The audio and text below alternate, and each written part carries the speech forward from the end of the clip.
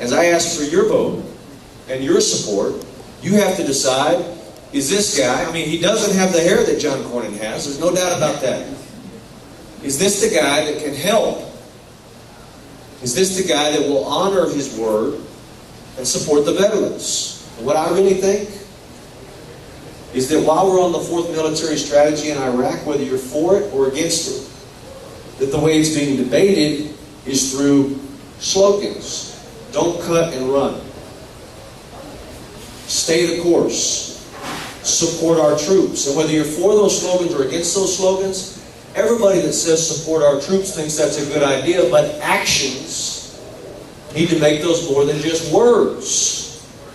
When you talk about support our troops, I would expect that when you have a junior state senator from Texas, with as many military bases as we have, including Fort Bliss, that support our troops means that when there's an appropriation bills to give them body armor that they need while they're out in the battlefield, that you fund it.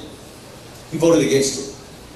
I would assume that support our troops means that when you sit on the committee with the oversight over the quality of Veterans Administration hospitals, that you do your job and you honor the troops that come back with outstanding veterans hospitals and not the despicable conditions that existed at Walter Reed Hospital under this man's watch. And I would assume that when you say support our troops, when you pull somebody out of Bowie High School in El Paso, when you pull somebody out of a high school in South Texas, and you ask them to go halfway across the world and risk their lives, as most of you did, some of them pay the ultimate price. Some of them, it's war. Inevitably, we're going to get injured.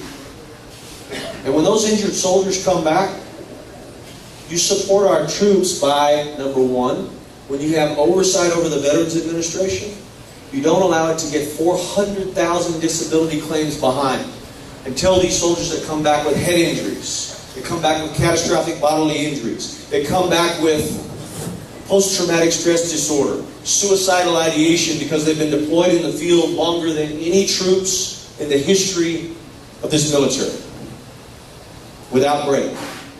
You don't tell them you have to wait because we're not going to get to you until 400,000 claims from now.